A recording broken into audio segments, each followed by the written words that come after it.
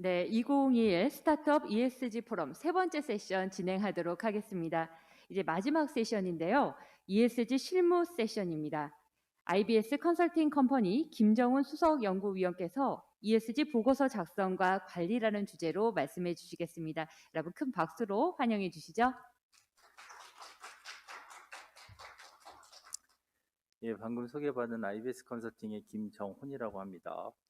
예, 저는 이제 그 ESG와 관련해서 이제 주로 실무 파트라고 많이들 논의를 하시는데요. 주로 이제 보고서 관련된 내용 가지고 얘기를 하겠습니다. 근데 사실은 ESG와 관련된 보고서는 사실상 평가와 되게 밀접한 관련이 되어 있습니다. 그래서 왜 평가와 보고서가 밀접하게 관련이 되어 있는지, 그런 관점에서 우리가 어떻게 하면 보고서를 써야 되는지 좀, 그러니까 기존에 앞서 어떤 ESG에 대한 개념과 적용, 그 안에 어떤 내용들보다는 조금 실무적으로 우리가 현장에서 어떻게 하면 보고서를 쓰고 ESG와 관련된 업무들을 어떻게 해야 되는지, 이러한 관점에서 강의를 좀 진행하도록 하겠습니다.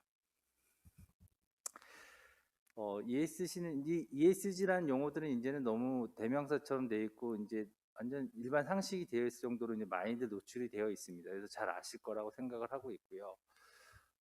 저는 ESG를 보는 관점을 주로 ESG 투자, ESG 평가로 많이 이해를 합니다. 그러니까 저는 이제 실무적으로 봤을 때 ESG라는 거를 실제 우리가 업에 적용하기 위해서 주로 평가도 하고, 그 평가라는 자료를 생산하고, 이런 작업들을 좀 하다 보니까 ESG의 어떤 본연의 목적을 달성하기 위한 활동보다는 이걸 실무적으로 어떻게 하면 평가를 하고, 어떻게 하면 이것이 좀 더 우리 사회에 변화에 있어서의 동기부여가 될 수 있을까, 이런 제도적인 쪽으로 접근을 많이 하고 있거든요. 그래서 저는 오히려 ESG라고 하면은 좀 이게 너무 넓은 범위에 대한 얘기를 하고 있기 때문에 ESG를 투자 혹은 평가라고 이해하지만 좀 더 성격이 명확해지는 것이 아닌가, 이런 생각을 좀 갖고 있습니다. ESG라는 용어들은 2004년도에 Who Cares Wins라고 하는 보고서에부터 출발이 되었지요. 근데 사실상 보면 그 전부터 ESG라고 하는 내용을, 그 목적을 보면은 지속 가능한 그 사회, 지속 가능한 발전이라고 하는 목적을 담고 있습니다. 그러한 목적을 달성하기 위해서 여러 활동들이 있었고, 이제 2004년도에 Who Cares Wins라고 하는 보고서가 이 ESG라고 하는 용어를 쓰기 시작했고, 실제적으로 이때부터 이 안에 담겨 있던 내용들이 ESG에 대한 활동이 큰 영향을 미쳤다라고 볼 수 있다라고 이제 문헌들을 설명하고 있고, 실제적으로 해서 ESG 용어 시작을 2004년이라고 이제 보고 있습니다. 우리나라에 있어서는 2021년 1월부터 급격하게 노출 빈도가 증가하였습니다. 그래서 ESG에 대해서 올해 초부터 사람들이 열심히 검색하고, ESG가 뭐지? ESG가 왜 이렇게 중요한데? 이런 논의들이 되고 있었고, 대부분의 언론들에서는 이제 내리 핑크 회장의 뭐 서한을 주로 이제 얘기를 하고 있습니다. ESG 활동과 목적과 성격이라고 되어 있는데, 이 장표에서 저는 사실상 제가 ESG 공부할 때 이 장표가 굉장히 저한테 영감을 많이 줬습니다. 우리가 ESG라고 하면 통상적으로 이게 어떤 목적이 뚜렷하게 드러나기보다는 좋은 게 좋은 거다라는 느낌이 되게 많거든요. 그런데 이걸 딱 보는 순간 좀 더 뭔가 명확해지더라고요. 왜 그러냐면 우리가 무엇을 할 때 목표를 한다는 건 굉장히 중요합니다. 그럴 때 제가 그전까지는 뭐 지속 가능한 발전 목표라고 하는 것들에 대해서 인식은 없었지만, ESG라고 하는 것이 국제사회 내에서는 어쨌든 이 17가지 형태의 지속 가능한 발전 목표라고 하는 것으로 구체화되어 있었고, 그 논의들을 좀 더 포괄적으로 묶어주는 개념이었구나라는 생각을 하게 됐어요. 그래서 어떻게 보면은 이 거버넌스, 소셜, 환경이라고 하는 것들이 우리가 다 잘해야 될 영역이기도 하지만은, 구체적으로 유엔이라든가 지속가능 발전 목표를 위해서 열심히 활동하신 분들이 제시하신 17가지 분야로 좀 특화시켜서 볼 수 있는 거구나. 최소한 기본적으로 이런 관점에서 접근하면 ESG가 좀 더 명확해지지 않을까라는 생각을 하게 됐습니다. 지속 가능한 발전의 그 중요성이라고 하는 것은 뭐 세상 강조하지 않아도 되겠지요. 그리고 특히나 ESG의 이 생각도 합니다. 왜 ESG의 E가 왜 먼저 왔을까? 어떻게 보면 우리가 이제 단어적인 사전적인 의미에서 앞에 있는 단어들은 굉장히 그냥 오진 않았을 거라고 생각이 들어요. 이유가 있는 거죠. 그 지속 가능한 발전 목표도 어떻게 보면은 우리 사회를 걱정하는 사람들이 주로 환경적 이슈에서부터 출발했다라고도 볼 수 있는 거거든요. 그리고 여전히 이 이슈들이 최근에 와서 기후변화라든가 전염병이라든가 지금 우리가 경험하고 있는 이 지금 사회적인 문제, 이것들을 충분히 우리가 경험을 하고 경각심을 갖게 되었다는 거죠. 그래서 ESG라고 하는 것이 그 전까지는 막연한 무슨 표어나 슬로건처럼 받아들여졌지만 이제는 그런 문제들이 우리의 삶에 직결되어 있다라고 하는 위기감이 많이 반영되었다라고 볼 수 있겠죠. ESG는 이제 평가라고 표현을 하고 있는데요. ESG는 통상 이제 제가 봤을 때 이제 우리가 ESG 등급이나 평가의 개념을 막 공부하다 보니까 미국이나 유럽 같은 경우는 1980년대부터 등장을 했더라고요. 그래서 어떤 이제 투자자들이 내가 투자를 하고 싶은데 어떤 기업에 투자를 했으면 좋겠습니까? 그러니까 좀 좋은 기업, 착한 기업 이렇게도 표현할 수 있는데 어떤 기업들에게 투자하면 좋겠습니다라고 했는데 아무런 정보가 없는 거예요. 그러니까 그 정보를 누군가가 공급해주기 원했고, 그러니까 우리가 통상적으로 제가 주식은 안 하지만은 금융 쪽에서 어떤 거래들을 할 때 보면 수익성이 날 만한 기업들, 좋은 기업들을 찾아서 투자를 하잖아요. 그리고 우리가 대출 받을 때도 신용등급이라고 하는 어떤 일종의 개인의 어떤 재무 상태를 보지 않습니까? 그러니까 ESG라고 하는 것이 무엇인지 모르겠지만 우리 사회가 지속 가능한 사회가 될 수 있으려면 어떤 기업들이 그런 활동들을 잘하고 있는지, 나는 이왕 투자할 거면 그런 기업들에게 투자하고 싶어. 그리고 그런 기업들의 정보를 누군가 알려줬으면 좋겠어. 라고 하는 니즈가 만나서 만들어졌다라고 소개를 하고 있습니다. 그래서 1980년대부터 투자자 및 투자기관들이 투자기업을 선별하는, 그리고 특히 이제 그 ESG라고 하는 사회 및 환경적 성과의 특성을 선별하는 그런 정보들을 수집하고 평가하는 기관들이 유럽과 미국을 중심으로 설립이 되었고, 꾸준하게 이들은 그러한 체계들을 갖춰왔다라는 겁니다. 그리고 그걸 일명 ESG 투자, ESG 평가라는 개념으로 자기들은 계속적으로 써왔던 거죠. 우리는 이제 그거에 대해서 좀 둔감하게 반응했다라고 할 수 있겠죠. 그리고 쭉 저도 공부하다 보니까는 꽤 많은 기관들이, 그리고 많은 기업들이 평가받고 있고 평가 정보를 제공하고 있더라고요. 그래서 지금 ESG 에코시스템 맵이라고 해가지고 이제 세계경제 포럼에서 이제 뭘 발표를 합니다. 그래서 쭉 발표한 걸 내용들을 보니까 대략 그 평가 관련된 기관들이 한 600여 기관들이 있다라고 소개를 하고 있더라고요. 그래서 이제 캐나다에 있는 컨설턴트가 이제 이것들을 분류를 해봤어요. 그래서 왼쪽은 이니셔티브라고 해서 일종의 이제 평가의 기준들을 만드는 단체들을 소개하고 있는 거고요. 오른쪽은 그러한 단체들이 기준을 만들면 관련된 정보들을 기업이 생산하게 내면 그 생산된 정보를 가지고 평가하는 기관들을 대신 제가 소개를 해드렸어요. 구분을 좀 해보니까 이렇게 되더라고요. 그래서 우리가 통상 지금 보면 뭐 6대 평가 기관 이렇게도 뭐 표현들 많이 하시는데, 뭐 제일 많이 쓰는 뭐 MSCI, 모건 스탠리, 그 다음에 뭐 톰슨 로이터, 뭐 이런 기업들이 S&P 이런 기관들이 주로 평가 기관이고, 왼쪽에 보시면 OECD라든가 GRI라든가 CDP라든가 SASB라든가 사스비라고 표현하는 이런 기관들은 통상적으로 글로벌 이니셔티브를 만들어서 배포하고 있습니다. 이런 다양한 기관들이 열심히 이런 ESG와 관련된 활동들을 하고 있다는 겁니다.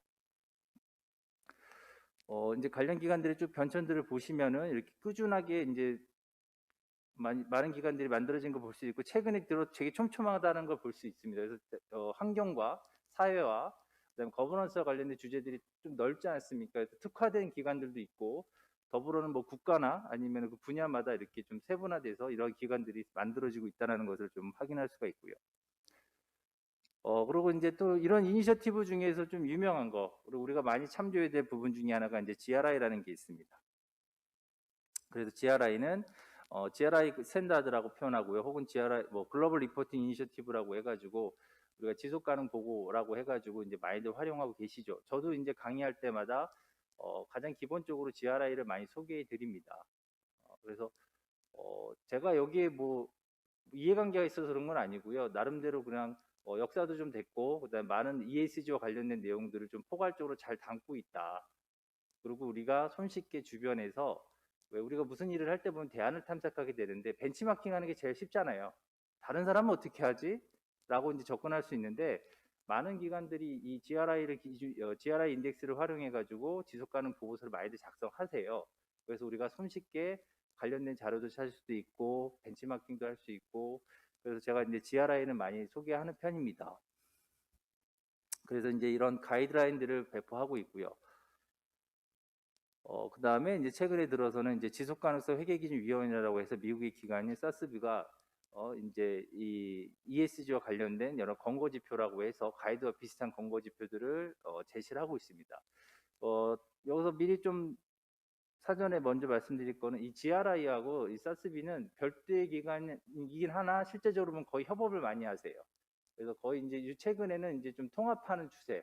그래서 최근에는 이런 이니셔티브가 너무 많다. 어떤 걸 따라야 되느냐라고 하는 이제 애로사항들이 있다 보니까 이런 부분들을 좀 통합하기 위한 노력들을 좀 하신다라고 이제 얘기가 나오고 있습니다. 그래서 연관성은 되게 높습니다. 근데 나만 좀 차이점이 있어요. 제 개인적으로 봤을 때는 이 사스비 같은 경우는 조금 더 환경 관련된 부분이 GRA보다 좀 작지 않을까라는 생각을 좀 하긴 합니다만 이게 좀 편차가 있다는 겁니다. 그 다음에 이제 최근에 들어서 또 강조되고 있는 게 이제 TCFD 권고안이라고 있습니다. 이거는 좀 이제 기후변화 관련된 내용들을 좀 담고 있는데요. 이 안에는 이제 권고안이 좀 발표가 됐는데, 여기는 기후변화 관련된 내용들을 좀 세게 요구합니다. 그래서 앞에 이제 그 GRI라든가 사스비 같은 경우는 여러 분야, 그러니까 ESG라고 하는 다양한 분야의 다양한 내용들을 담으려고 노력을 했고, 이제 했는데 여기 TCFD는 이제 단순하게 그런 항목별로 잘하는 것이 아니라 이런 항목별로 되어 있는 것을 종합적으로 깨는 그런 것들이 어떤 기관의 전략하고 연결이 되어 있어야 된다. 그래서 여기 보시면은 전략이라고 하는 측면에서 보면은요, 뭐 기후변화와 관련된 위험과 기회가 그러한 정보가 중요한 조직의 사업 전략 및 재무 계획에 미치는 실질적인 잠재적인 영향을 공개합니다. 이렇게 되어 있거든요. 그래서 우리가 기업들을 볼 때 사업 보고서나 재무제표들을 주로 봅니다. 경제 성과들을 볼 때요. 근데 거기에는 우리가 기후변화 관련된 내용들을 거의 담지 않습니다. 근데 이 그 TCFD 권고안에서는 얘기하는 게 앞으로 니네 기업들의 성과를 보고하거나 혹은 당신네들 기업들의 경영 전략이 있어서 기후변화가 어떻게 영향을 미치는지 그리고 거기에 어떻게 대응을 할 것인지 이런 부분들을 반드시 포함시키십시오라고 요구하는 거거든요. 기업 입장에서 굉장히 센 겁니다. 날벼락인 거죠. 원래 저는 생각지도 않고 고려하지 않았는데 이제 기후변화에 대한 부분들을 우리가 사업할 때 전반적으로 고민을 해야 되는 거예요. 그래서 이 부분이 최근에 들어서 좀 강력한 이슈로 등장하고 있다라고 볼 수 있겠죠. 그다음에 또 이제 그 한국에서도 금융위원회가 ESG 책임 투자 활성화를 위한 제도적 기반 조성 계획을 발표했습니다. 올해 초에 발표했죠. 그래서 ESG 정보 관련된 가이드런스를 제정해서 공개를 했습니다. 그래서 나름대로 ESG를 공부하시는 분들이 한번 읽어볼 중요한 자료라고 저는 생각이 들어요. 그래서 나름대로 이 지속 가능 경영이라고 하는 것, 그다음에 ESG에 대해서 우리 공공 부문이 어떻게 대응할 것이다라든가, 그다음에 이제 기업들을 어떻게 대응해야 된다라고 하는 것, 이런 부분들을 좀 담아놨죠. 그래서 저도 실질적으로 오늘 강의 이제 여러분들한테 소개할 내용들 중에 일부분은 이 가이드런스의 내용들을 좀 많이 차용을 했습니다. 그 다음에 우리가 또 용어들 쪽에서 보면 이제 프레임워크라고 되어 있는데, 이 앞서 이제 저희가 보고서를 쓰잖아요. 근데 보고서 쓸 때 제가 용어 정리를 미리 이제 깔끔하게 해드리지 못했지만 이 보고서 안에 보면 뭐 이니셔티브라는 것도 있고 GRI 리포팅이라는 것도 있고 지속가능 보고서라는 것도 있고 평가라는 것도 있고 등급이라는 것도 있고 이게 되게 용어들이 복잡해요. 근데 심플하게 보면은 평가 항목이라는 게 있고요. 그 다음에 그 평가 항목에 맞춰서 기업들이 정보를 공개하는 보고서라는 게 있습니다. 두 가지가 있는 거예요. 평가 항목과 보고서가 있는 거고요. 그럼 우리가 실질적으로 보고서를 작성한다라고 하면은 어떤 기준을 작성을 해야 되는 거죠? 평가 항목을 가지고 작성을 해야 되는 겁니다. 그리고 평가 항목은 뭐다? 평가 항목과 관련된 것이 바로 이니셔티브 혹은 프레임워크라고 용어를 쓰는 거예요. 그래서 우리가 이니셔티브란 용어와 프레임워크란 용어가 들어오면 ESG와 관련해서 어떤 항목들을 평가하려고 하는 거구나라고 하는 지침, 가이드 이렇게 좀 보시면 좋을 것 같습니다. 그래서 우리가 지속가능 보고서를 쓴다, 뭐 ESG 보고서를 쓴다라고 하면 기본적으로 그 보고서의 항목들은 다 이 프레임워크 혹은 이니셔티브를 전제로 보고서를 작성하게 되어 있는 거예요. 자, 이제 그래서 ESG 보고서 혹은 지속가능 보고서에 사용되는 것은 다양한 프레임워크가 있습니다. 그래서 GRI라든가, 그다음에 SASB라든가, 그다음에 UNGC라든가 몇 가지 이제 활용되는 것들이 있고요. 그다음에 이 프레임워크들은 ESG 지표를 측정하고 수집하고 보고하는 데 있어서의 방법론들을 제시합니다. 그래서 우리는 이 방법론적으로 제시된 여러 가지 정보들은 다시 이 평가 기관들이 그 정보들을 수집해서 평가를 해서 평가 등급들을 공개를 하는 거예요. 그래서 우리가 ESG 경영을 한다라고 할 때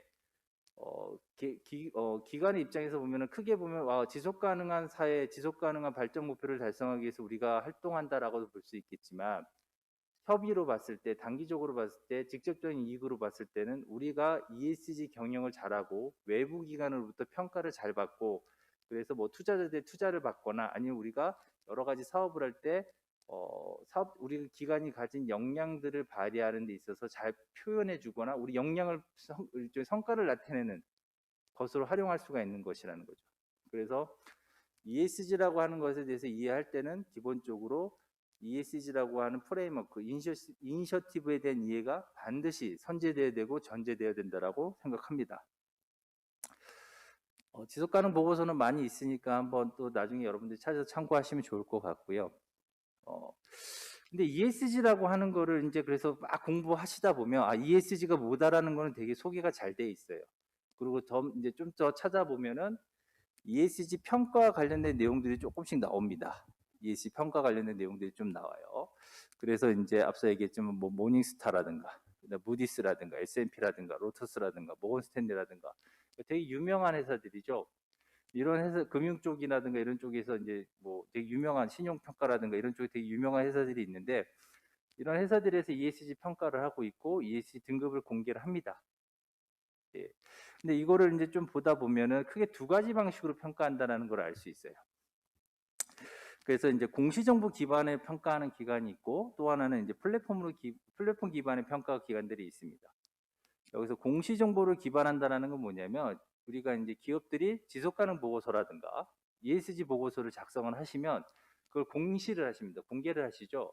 그럼 공개된 정보들을 자체적으로 수집해서 그 자료를 가지고 평가를 하는 거예요, 기관들이. 그래서 공시된 자료들을 별도로 기업들이 평가해 주세요라고 해서 뭘 자료를 제출하는 것이 아니라, 우리는 ESG와 관련해서 이런 활동들을 하고 있습니다 라고 공개를 하면 그 정보들을 수집해 가지고 그 평가를 하는 방식이 바로 공시정보 기반 평가입니다. 그래서 뭐 모건스탠리, MSCI가 주로 이 방식인 거고요. 반면에 그렇게 평가하지 않고 우리가 공시하는 정보만으로 평가하기에는 뭔가 부족해. 그러니까 우리가 좀 더 당신들에게 이러한 자료를 요구할 테니까 응대를 해 주십시오. 혹은 당신들이 평가를 받고 싶으면, 우리의 평가를 받고 싶으면 우리가 요청하는 자료에 응대를 하십시오라고 요구하는 쪽이 있어요. 그게 이제 플랫폼 기반 평가라고 표현을 합니다. 그래서 여기는 평가를 받고 싶으면 평가기관에 신청을 하게 되면 평가기관이 이러이러한 자료를 제출하십시오라고 얘기를 합니다. 물론 그 부분들이 기존에 있는 지속가능 보고서라든가 ESG 보고서라든가 되게 겹쳐요. 중복은 되겠죠. 그 외에 근데 어쨌든 별도의 자료들을 좀 요구를 합니다. 그렇게 하는 데서 유명한 데가 이제 다우존스라든가 에코바디스 이런 업체들이 좀 유명합니다. 그래서 ESG라고 하는 것을 평가하는 데 있어서 크게 보면은 공시정보를 활용하는 곳과 그렇지 않은 기관, 플랫폼 기반으로 하는 두 가지 형태에 있다. 근데 어쨌든 이 두 가지 형태의 기관들이 그래도 평가할 때 있어서 항목들을 고려할 때는 앞서 우리가 얘기했던 프레임워크, 이니셔티브 이런 기관들의 내용들을 전제로 해서 평가를 하고 있다라고 하는 것은 알 수 있습니다. 평가 항목들을 좀 공개를 하고 있거든요. 물론 세부 지표까지는 공개하지 않고 있으나 우리가 어떤 지표들, 어떤 내용들을 평가하겠습니다라고 공개들은 해요. 대분류, 중분류 수준에서는.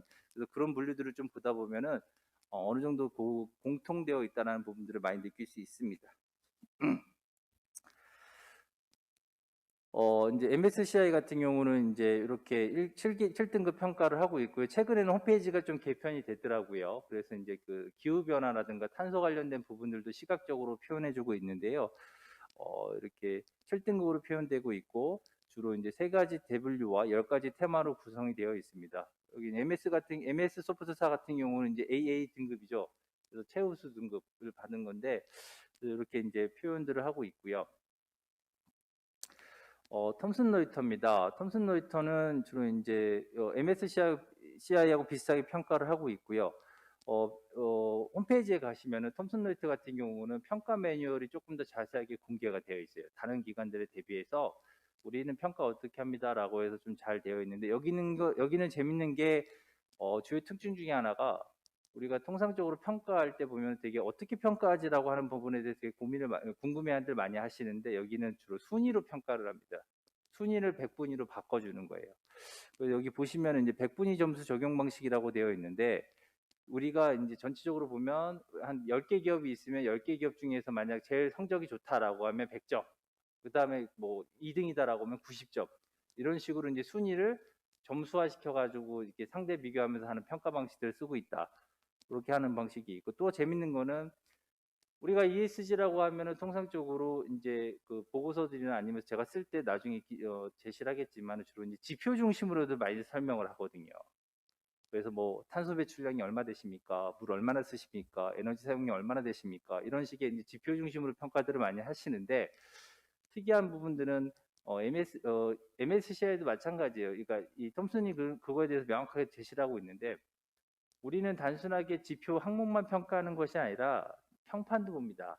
근데 그 평판이라는 거를 우리가 통상 논란이라는 표현으로 표현합니다. 그래서 예를 들면 환경 같은 경우는 당신네 기업이 환경과 관련해서 여러 가지 누출 사고 있었냐 없었냐, 있었으면은 우리는 그거를 감점시키겠다. 그래서 논란이 있는 경우에 감점 사항이 되니까 잘하십시오. 그러니까 우리가 단순하게 데이터 관리만 잘한다는 게 아니라 실질적으로 경영에서 사회적으로 문제가 없어야 됩니다. 그러니까 여러 가지 이제 사회적으로 봤을 때 논란이라든가 문제를 야기하시면 안 됩니다. 그 경우에는 개량적인 데이터들을 잘 관리하시더라도 감점 처리할 겁니다라고 하는 부분이 명시되어 있어요. 그걸 이제 논란이라고 표현을 하고 있습니다. 자, 그다음에 이제 한국지배구조원입니다. 우리나라도 이제 지배구조원에서 평가를 하고 있지요. 그다음에 순서대로 통상적으로 보면은 평가를 준비하고 있고요. 실제적으로 이제 공시된 정보들 가지고 기본 평가를 하고요. 그다음에 그 기본 평가한 거에 대해서 기업들에게 통보를 해서 피드백을 받습니다. 아무래도 평가 자료에 대한 정확성이라든가 객관성을 유지해야 되니까요. 그러고 나서 이제 그 인터뷰도 하고 등급 부여를 하는 걸로 되어 있어요. 예, 통상적 평가는 이런 프로세스로 진행됩니다. 정보를 수집하고요. 그다음에 그 정보에 대한 확인을 하고요. 그다음에 피드백을 받고 그 외에 그다음에 여러 가지로 이제 논란이라든가 비피라든가 이런 것들을 이제 정성적인 부분들을 고려하고요. 그래서 종합적으로 평가해서 등급을 내는 절차로 진행이 됩니다. 그다음에 최근에 이제 산업통상자원부에서 KESG와 관련된 평가 지표를 만들어서 배포하겠다라고 얘기를 했습니다. 그래서 2021년 하반기에 할 거다라고 했는데 오늘 발표했습니다. 오늘 아침에. 그래서 오늘 아침에 산자부에서 KESG 평가 가이드라고 해가지고 이렇게 지표라든가 평가하는 부분에 대해서 좀 세밀하게 나름 잘 만드셔서 발표를 하셨어요. 물론 거기에 대한 부분은 이제 뭐 여러 가지 면에서 이제 평가에 어려움이 있고 여러 가지 적용 한계는 있겠지만 그래도 나름대로 산자부니까 정부죠. 정부에서 표준안을 만들어서 발표했다는 데 큰 의미가 있는 것 같습니다. 그래서 앞으로 ESG 준비하시는 분들은 오늘 산자부에서 발표한 자료 꼭 참고해 주시길 부탁드리겠습니다.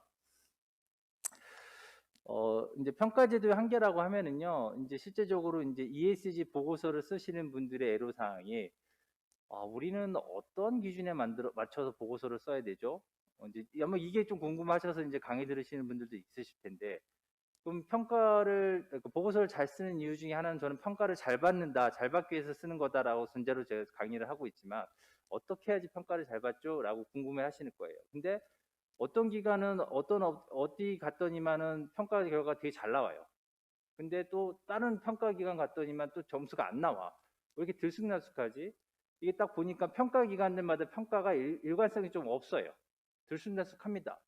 어디에서는 S 받았는데 어디 갔더니만 C고 이게 뭐지? 이제 사람들이 혼란스러워 하는 거예요. 그래서 좀 보다 보니까 이게 일관성이 없네. 그다음에 가중치 같은 경우도 이렇게 좀 들쑥날쑥하네. 평가 지표도 비슷하면서도 왠지 다른 것 같고. 그다음에 이게 또 보면은 우리가 통상적으로 ESG 투자라 그랬잖아요. 금융이라고 얘기하지 않았습니까? 그러면 우리가 기본적으로 봤을 때 투자를 전제로 봤으면 이게 나름대로 재무적 성과가 좋은데도 이 비재무적 성과라고 하는 ESG에 대한 성과도 좋아야 되는 거 아니야? 근데 이게 상관관계가 뚜렷하게 또 나타나지도 않아요. 그러니까 사람들이 갸우뚱 하는 거죠. 이게 뭐지? 그러니까 좀 더 이게 ESG라고 하는 것이 기업의 재무적 성과와 함께 비재무적 성과라고 했을 때 뭔가 좀 같이 가야 되는 거 아니야. 그래서 좀 ESG 평가라고 하는 것이 좀 더 업그레이드 돼야 되는 거 아니야라고 하는 여러 가지 이슈들을 제기하고 있습니다. 자, ESG 경영 관리인데요. 이 부분은 이제 제가 평가적 관점에서 좀 소개를 하고 싶어서 온 건데, 실제적으로 보고서 쓰는 거와 관련이 있으니까 바로 보고서 쓰는 걸로 좀 넘어가서 설명을 드리도록 하겠습니다. 자, 일반적인 지속 가능 보고서 작성 프로세스입니다. 아주 일반적인 거죠. 그러니까 우리가 지속 가능 보고서를 쓴다라고 할 때, 그러니까 ESG 보고서, 지속 가능 보고서는 거의 동의어라고 보시면 될 거예요. 뭐 엄밀하게 따지면 차이가 있지만 우선 동의어라는 전제로 좀 강의를 진행하겠습니다. 그러면 처음부터 이제 기관 차원에서 보면 어떻게 해야 되지라고 하면 이제 실무적으로 보면 작성을 담당해야 될 팀이 있어야 되겠죠. 그 ESG라고 하는 게 혼자 쓸 수 있는 부분은 아니에요. 우리가 이제 통상 기업들 같은 경우 ESG 전략이라든가 ESG 보고서를 담당하는 부서들을 보면은 대부분 총괄 부서고 현업 부서들이 데이터들을 생산하고 그 데이터들을 취합하는 겁니다. 담당 부서에서는. 그래서 어쨌든 그 취합할 부서를 정하고 취합 부서에서는 우리가 이런 정보가 필요하니 이런 데이터가 필요하니 관련 부서에서는 자료를 좀 주세요라고 얘기합니다. 예를 들면 환경 관련된 데이터는 주로 환경과 관련된 안전이나 환경적 업무를 보는 팀에서 만들어낼 것이고, 직원 복지라든가 직원의 뭐 여러 가지 그 만족도라든가 이런 것들은 다 인사팀에서 만들어낼 것이고, 거버넌스와 관련된 건 주로 또 이사의 운영이라든가 이런 걸 담당하는 팀에서 만들어낼 거 아니에요. 그래서 그런 팀들한테 자료를 요구를 하는 거죠. 그리고 자기가 종합적으로 그것들을 만들어내는 거죠. 그래서 계획 수립이라는 거는 그런 담당자들을 만들고 자료를 수집하는 단계입니다. 그리고 이 단계에서는 무엇을 고민해야 되느냐라고 하면 첫 번째, 우리가 어떤 글로벌 이니셔티브를 전제로 쓸 것이냐, 그 고민을 하는 거죠. 그래서 지속가능 보고서들을 좀 보시면요, 거의 대부분의 형태들이 유사하십니다. 유사해요. 그건 뭐냐면 우리는 GRI 방식으로 좀 쓰는 게 좋겠다. 그럼 순서대로 쓰는 거예요. 앞에서부터. 기업의 소개, 경제적 성과, 환경, 사회, 거버넌스 이런 식으로 쭉 순서대로 쓰는 거거든요. 그 가이드 따라서. 그래서 우리가 이걸 따를지 저걸 따를지 이제 좀 취사 선택을 하셔야 되는 거고요. 그 다음에 실제적으로 이제 이 스텝 2부터는 그 내용들을 가지고 쓰시는 겁니다. 근데 스텝 2와 스텝 3에서 가장 중요한 거는 결과적으로 보면은 스텝 2에서 얘기하고 있는 보고 이슈 파악이라고 하는 것인데요. 혹은 그 다음에 있는 벤치마킹이라고 제가 써놨긴 했는데 이 파트가 굉장히 중요합니다. 밑에 박스 쳐놨는데 이해관계자의 정의 및 중요도 파악, 그래서 중대성 평가라고 얘기를 합니다. 중대성 평가라고 얘기합니다. 근데 이게 중요하다라고 얘기를 했는데 그 이유가 뭐냐면요. 뒤로 좀 넘어가서 좀 다시 좀 설명드릴게요. 이게 뭐냐면 이 모든 기업들이 그러니까 지속가능 보고서를 쭉 보시다 보면은 GRI라든가 다른 이제 이니셔티브를 보시면은 되게 많은 항목들을 제시하고 있어요. 근데 그 항목들을 다 쓰는 게 어떤 기업들은 이거 이 지표는 우리가 맞지 않은데, 혹은 어떤 지표들은 이거 우리가 꼭 예를 들면 영업 비밀인 거죠. 이거를 왠지 쓰면은 우리 회사에 어떤 정보들이 새어 나가는 것 같은데, 그러다 보니까 공개하시는 게 그렇게 썩 내키지가 않으세요. 그런데 ESG라고 하는 부분에 있어서 경영관리적인 측면에서 봤을 때는 공개할 것을 요구해요. 제가 얘기하는 관점은 주로 투자자 관점입니다. 자, 그래서 앞에 제가 서두에 ESG는 투자와 평가 개념으로 이해를 해야지만 실무에서 일하기 쉽다라고 평가를 말씀드렸지 않습니까? 그러니까 우리 기업이 외부의 평가를 받아야 되고 투자자들에게 투자를 받으려면 ESG가 등급이 좋아야 되는데, 근데 그 등급이 좋으려면 평가하는 기관들이 평가를 하기 위한 자료들을 요청을 하는데, 근데 이 자료를 다 줘야 돼? 고민을 하게 되는 거죠. 그러다 보니까 평가 기관들이 야, 이거 얘네들이 정보를 잘 안 주는 것 같은데? 그럼 최소한 이 기업들은 이런 정보는 중요하니까 반드시 공개해야 되는 거 아니냐라고 요구를 합니다. 그게 바로 중대성 이슈라는 거예요. 그래서 처음에 개별적으로 우리 기관에 관련해서 중요한 이슈가 이런 겁니다라고 하는 부분들을 최대한 적극적으로 공개할 걸 자율적으로 얘기를 하게 되는 거죠. 근데 그런 것들이 데이터가 쌓이면 어떻게 됩니까? 산업별 특성들이 나타나기 시작하는 거예요. 그래서 평가기관들은 그 산업 분류 체계 내에서 그 산업이다라고 하면 예를 들면 철강이다. 철강은 탄소 배출이 많이 들어가고 환경오염과 관련된 여러 가지 에너지나 물 많이 쓴다. 그럼 무조건 그 정보는 어떻게 해야 되느냐? 공개해야 되는 거예요. 그래서 그런 중대성 평가라고 하는 부분들에 대해서 강조를 합니다.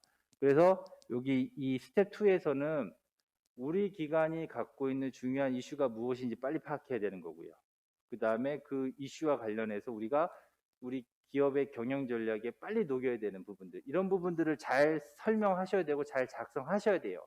그래서 그걸 우리가 중대성 검토라고 얘기를 합니다. 그래서 그것과 관련해서는 또 보면은 되게 그래도 ESG와 관련된 활동들이 좀 이게 연차가 있어서 그런지 이게 볼 수 있는 자료들은 되게 많아요. 물론 그게 친절하게 아주 디테일하진 않지만 그래도 우리가 아주 그냥 맨땅에 헤딩하는 건 아니다고 저는 생각이 들고요. 그중에 유엔에서 제시하고 있는 이 지속가능 발전 목표에 관한 기업 행동 지침이라는 게 있습니다. 요걸 딱 보시다 보면은요, 이렇게 돼 있어요.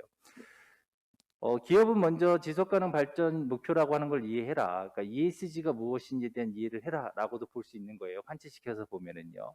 그 다음에 그런 ESG와 관련된 여러 가지 활동들이 있을 거 아니냐. 그 중에서 너희 기업과 관련된, 너희 기관과 관련해서 가장 먼저 해야 될 것이 무엇인지 빨리 파악해라. 우선순위를 정해라. 그리고 그 우선순위를 정하는 데 있어서는 당신들의 사업들에 대한 전반적인 사업 프로세스, 이걸 가치 사슬로 표현하는 거 아닙니까? 그래서 계획해서 조달해서 판매까지 해가지고 쭉 전반적인 사업 프로세스에서 ESG와 관련된 이슈가 발생될 만한 요소들이 뭐 있는지 한번 프로세스를 점검을 해라. 그리고 두 번째는 그 안에서 다양한 이해관계자들하고 부딪힐 텐데 그 이해관계자들에 대해서 너희들이 어떻게 설명을 할지, 혹은 이해관계자들을 참여시켜서 너희들이 그 ESG와 관련된 여러 가지 이슈들이 발생될 텐데 그 문제들을 어떻게 해결할지, 이런 방식들을 설명을 해라. 그리고 거기에 대한 활동과 성과들을 게시를 해라. 설명을 해라. 이런 것들을 요구하고 있습니다. 그래서 그거에 맞춰서 보고서들을 쓰셔야 되는 거예요. 그래서 사실 저는 지속가능 보고서를 쓰는 거를 주 업으로 하지는 않습니다. 그러니까 기업들이 지속가능 보고서를 작성을 하시면 그 내용들을 보고 평가하는 거를 조금 업으로 삼고 있는데요. 그래서 저희들이 평가할 때 보면 그럼 지속가능 보고서에서 중요하게 보는 건 뭐냐면, 여기서 써 있는 것처럼 당신들 업에 있어서 이 전체적인 그 사업 과정 전반을 보면서 중요한 이슈들, 그 문제될 만한 이슈들을 잘 도출하셨는지, 과제들을 잘 뽑으셨는지, 그 다음에 그 과제들에 대한 여러 가지 해답들, 그 과제들을 해결해가는 과정 속에서 노력들을 많이 하셨는지, 그리고 그 안에서 이해관계자들을 잘 참여시켰는지, 그리고 이해관계자들 참여를 통해서 어떠한 솔루션들을 제시하셨는지, 이런 부분들을 평가하는 거예요. 그래서 우리가 통상적으로 이런 것들을 어떻게 보면 혁신이라고도 얘기를 하고 있고요. 그래서 기업의 뭐 질적 성장이라고도 표현하는 부분들이 문제 해결 방식의 변화를 요구하기 때문에 그런 겁니다. 그런 부분들은 또 새로운 전문적인 영역이니까 넘어가도록 하고요. 그렇게 한 다음에 전반적으로 보고서를 작성하게 되어 있는 겁니다. 그래서 보시면요, 주로 이슈 여러 가지 과제들이 도출될 거고, 그 과제 도출은 여러 가지 환경 분석을 통해 도출되겠지요. 그리고 중대성 이슈라고 하는 것은 뭐 우리가 뭐 내부적으로 설문도 할 수 있는 거죠. 뭐 중요한 게 뭡니까? 시급한 게 뭡니까? 위험한 게 가장 뭡니까? 여러 가지 기준으로 그냥 단순하게 5점 척도로 내부적으로 설문 돌려주셔도 되고, 일반적인 전략들은 다 저렇게 도출하거든요. 그런 방식의 내부 직원만 참여하는 게 아니라 외부에 있는 이해관계도 참여를 시켜가지고 내부적 시각과 외부적 시각을 어떻게 좀 조율해 보는 거죠. 같이 한번 보는 거죠. 그래서 종합적으로 점검을 해 보는 거죠. 그렇게 해서 보고서를 작성하는 형태가 되겠습니다. 자, 좀 이게 보면 ESG라고 하는 게 직관적으로 ESG에 관련된 보고서를 쓰신다라고 하면은 제가 추천해 드리고 싶은 거는 지속 가능 보고서 쓰는 교육들이 또 별도로 있으세요.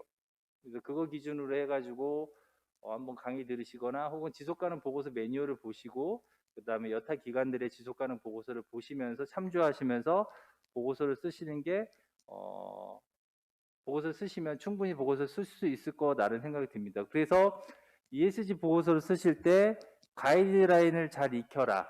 그래서 제일 처음 강조하는 게, 그래서 GRI가 됐건 SASB가 됐건 TCFD가 됐건 간에 글로벌 이니셔티브를 잘 숙지를 하셔라. 읽으셔라. 읽다 보면 그 가이드라인을 보다 보면 우리 기업이 해야 될 거, 우리 기업이 다 할 수는 없다라고 하더라도 가장 먼저 해야 될 것들이 발견이 돼요. 그래서 그것들을 잘 설명할 수 있는 가이드라인을 채택하셔가지고 거기에 맞춰서 보고서를 쓰실 거를 권해드리고요.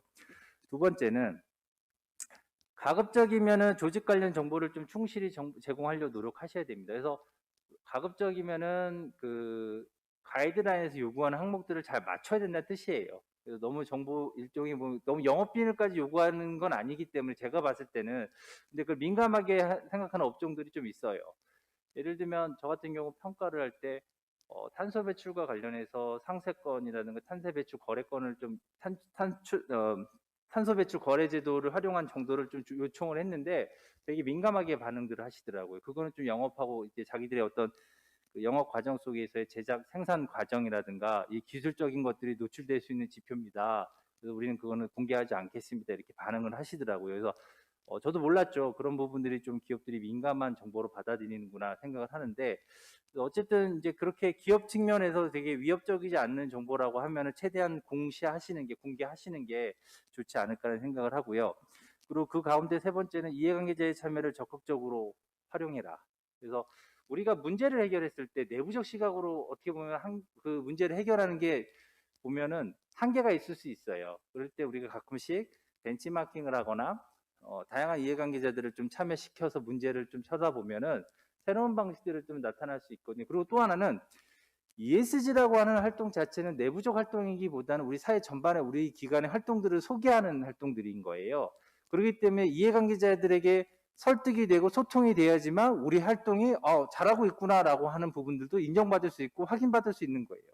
그래서 그런 부분들 때문에 이해관계자의 참여가 중요하고요. 그 다음에 다 할 수 없을 경우도 있어요. 혹은 우리가 힘을 빡 줘야 될 때도 있습니다. 그래서 중대성 검토라는 걸 한번 반드시 하셔라.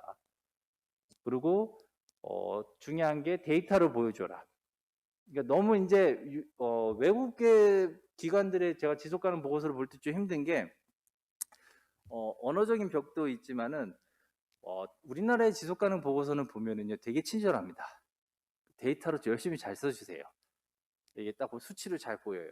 근데 외국에 있는 지속가능 보고서를 보면 수치가 잘 안 보입니다. 되게 스토리텔링으로 되어 있어요. 그래서 어떤 차이가 있었냐면 외국에 있는 지속가능 보고서를 보면은 야 얘들은 철학이 있고 비전이 있고 목표가 있고 이게 되게 치밀한 이게 단계별의 과제들을 통해 가지고 이 목표를 달성하려고 하구나. 그래서 스토리텔링이 딱 된다라는 느낌이 있고, 대한민국은 우리나라 거를 보면은 되게 단절돼 있어요.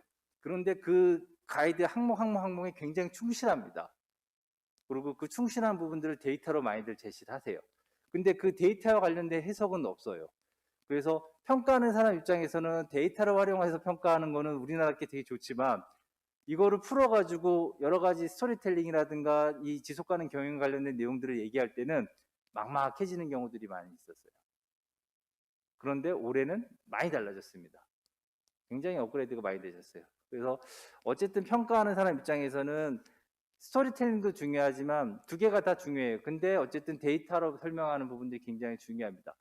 자, ESG에 있어서 탄소가 굉장히 중요한 이슈가 될 거라고 이제 다들 예측하시잖아요. 그러면 탄소로 관련된 건 뭐냐면 스코프 1, 2라고 표현하는 온실가스 배출량이 중요한 거예요. 근데 우리는 온실가스를 어떻게 줄이겠습니다만 얘기하면은 평가할 수가 없어요. 전년도에 우리가 얼마큼 배출했고요, 올해 얼마큼 감축했고요, 내년도에 얼마큼 감축할 거예요 라고 숫자로 보여주면 여기는 이러한 노력들을 통해서 얼마만큼의 수치를 줄여 나가겠구나. 그래서 2030년이 되면은 2050년이 되면은 넷제로를 달성할 수 있겠구나 라고 하는 거를 수치로 보여줘야 되는 거예요.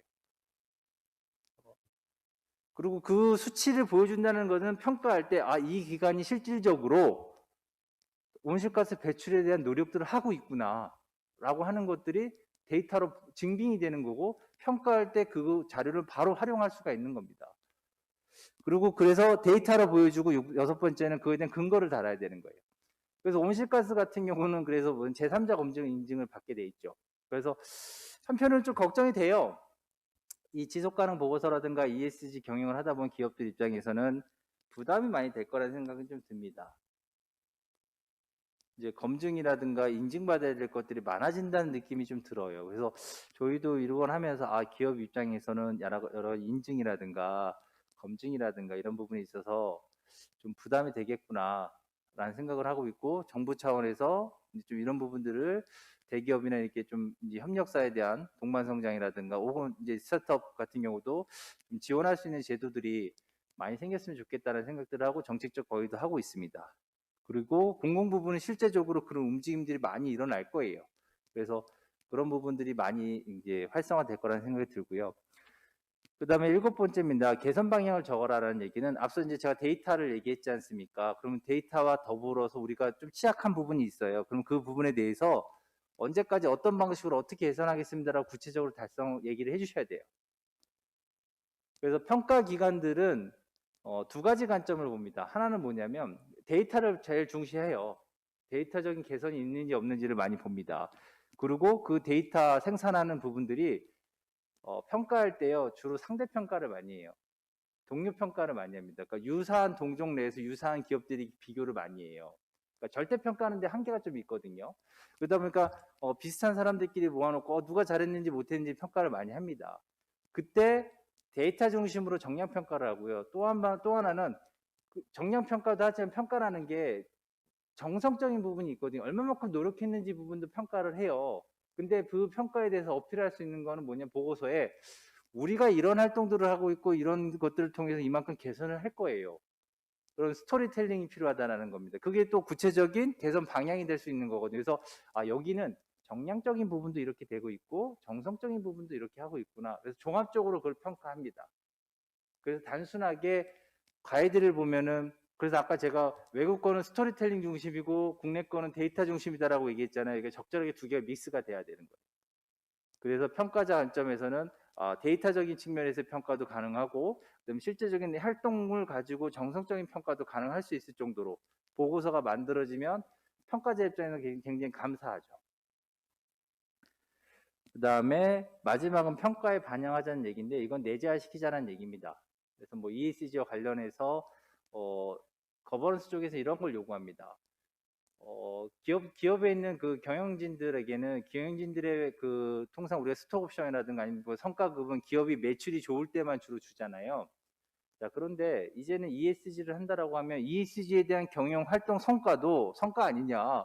우리가 열심히 ESG 앞에 얘기할 때 재무적 성과와 함께 비재무적 성과로 기업의 성과를 대표한다라고 얘기하지 않습니까? 그럼 충분히 ESG에 대한 내용도 비재무적 성과에 반영되어야 된다. 그래서 이제 성과금하고 연동시켜라라고 요구를 해요. 근데 그게 내재화됐다는 얘기는 뭐냐면 결과적으로 보면은 직원들까지도 평가할 때 그 활동 가업들이 ESG와 관련된 부분들과 연계되어 있으면 평가하는데 좀 반영을 해라. 그래서 ESG 활동이 내재화될 수 있게끔 해주자. 근데 이게 제일 어려울 것 같긴 해요. 시간도 좀 걸리고. 이런 부분들까지 반영이 되면 여기는 ESG가 잘 돼 있고, 그다음 보고서라는 건 이런 활동들 전반이 다 담겨 있는 거다라고 볼 수 있겠지요. 그걸 이제 보고서 작성 시 좀 고려하시면 될 것 같아요. 마지막으로는 이제 중대성 지도라고 해서 전에는 이걸 오픈을 시켜놨는데 요즘엔 홈페이지가 개편이 되면서 닫아놨더라고요. 근데 이제 중요 이슈가 되는 부분들은 이렇게 이제 굵은색으로 이제 표시가 되어 있는데, 해당 산업들은 옆에 보시면 분야가 있어요. 여기 보시면 뭐 환경, 사회자본, 인적자본 있는데, 이런 분야에서 굵은 거는 예를 들면은 뭐 식품 음료와 관련된 기관이다라고 하면 온실가스 배출은 중대성이 당연히 니네는 관련 기업은 온실가스 배출이라고 하는 거는 직접적 연관이 되어 있으니까 이 정보는 꼭 공시해라. 이렇게 공고하는 거예요. 그래서 이 부분은 자기 사업이 반드시 보고서에 담아야 될 내용이 있다라고 볼 수 있는 겁니다. 그렇게 해서 보고서를 작성해 주시면 될 것 같아요. 자, 정리하겠습니다. 보고서 쓰는 거는 되게 기술적인 거예요. 기술적인 거지만 시작은 뭐다? 시작은 어쨌든 글로벌 이니셔티브를 참고해서 시작을 하는 것이다. 그리고 마무리는 뭐다? 우리 기관이 만약 이걸 외부로 공개했을 때 평가를 잘 받을 수 있게끔 잘 아름답게 만들어 놓는 것, 그것이 가장 중요한 부분이다. 그리고 그 안에는 앞서 제가 한 8가지 정도 환경 무쿠지에서 제시한 것인데, 8가지 뭐 데이터로 해라, 경영 개선 계획을 담아라, 여러 가지 얘기들이 있는데 그런 내용들을 좀 충실하게 반영하셔가지고 작성하시면 좋은 지속가능 보고서라든가 실제적으로 평가받으시는 데 있어서 많은 도움을 받으실 수 있을 것 같습니다. 예, 이상입니다.